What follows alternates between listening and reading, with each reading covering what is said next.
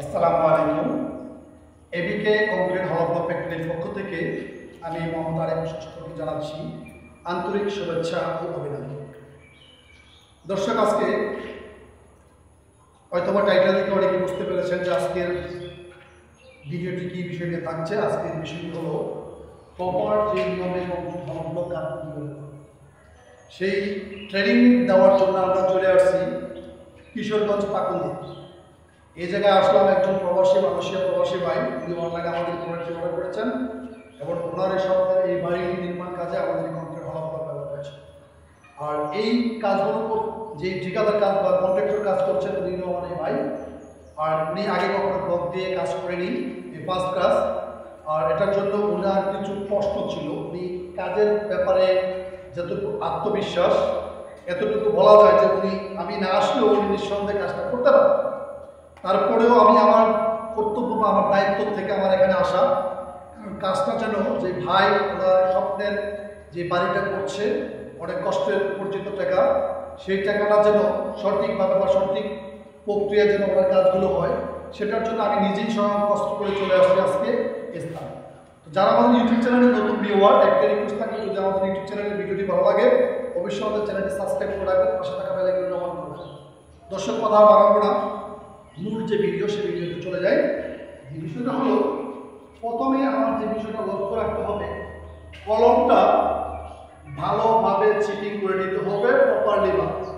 চিপিংটা অনেক সময় হালকা পাতলা চিপিং করলে হবে না, চিপিংটা যেন ভালোভাবে চিপিং হয়। যদি পারে গ্রাইন্ডিং মেশিন দিয়ে, যেটা হ্যামারের থেকেও সুন্দর কোয়ালিটি সম্পন্ন হয় এবং কাজের ইয়েটা হয় ভালো, সময়টা অনেক কম লাগে, সেটা হলো গ্রাইন্ডিং মেশিন ইউজ করে যদি আপনি চিপিং করতে পারেন। এবং গ্যারান্টিটা ব্যবহার করতে হবে বাধ্যতামূলক। গ্যারান্টিটা অনেকে আমরা ব্যবহার করে থাকি নর্মাল গ্যারান্টি, যেটা হলো সিমেন্টের সাথে ব্যবহার করা যাবে না, সিমেন্টের সাথে সিলেকশন মিক্স করে ওই গ্যারান্টিটা করবো, ওই গ্যারান্টিটা প্রপারলি ভাবে মিসিং হবে। এই জিনিসগুলো একটু লক্ষ্য করে কাজ করবেন। আরেকটা বিষয় হলো যে ফ্লোরটা আছে, এই ফ্লোরটা যেন ভালোভাবে চিপিং করে গ্যারান্টি দিয়ে তারপরে কাজগুলো করতে হবে। আর প্রথম যে বিষয়টা আমি বললাম আগে, প্রথম লাইনে পুরো বিল্ডিংয়ের প্রথম লাইনের যে ইয়েটা হবে এটা যেন হোল থাকে। এবং উল্টা করে আবার অনেকে দেওয়ার পরে হোলটা উপরের দিকে, হোলটা কিছু করা লাগে বলট করে দিতে আসলে বলট করে দেওয়ার কোনো মানে নেই। আপনার করতে হবে যে ব্লকটা হোল সাইডটা আছে, হোল সাইডটা নিচের দিকে এবং ব্লক সাইডটা উপরের দিকে রেখে ওই ব্লকটাকে ওপেন করে দেবেন, যে টু সাইড হোল হয়ে যায়। তখন আপনার নিচের থেকে উপর পর্যন্ত পুরোটা আপনার নিচের যে লাইনের ব্লকটা হবে শুধুমাত্র প্রথম লাইনের ব্লক, এই ব্লকটা শুধু সলিড করে দেবে।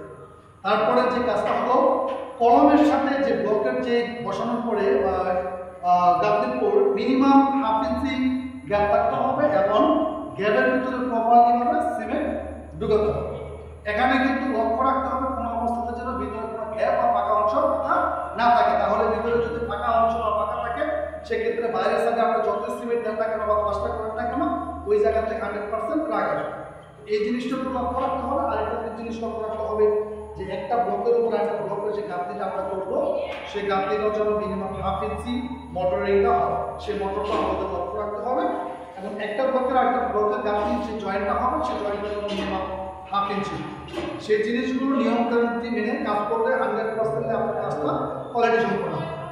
আরেকটা বিষয় হলো যে দরজা বা জানালা, সেই দরজা বা জানালার যে এইটা সাপোজ একটা জানালা দিলাম, এই জানালার যে প্রথম জানালার সাইডটা যেটা, সেই সাইডে একটা হোল আপনি সলিড করে দিলে সবচেয়ে বেটার।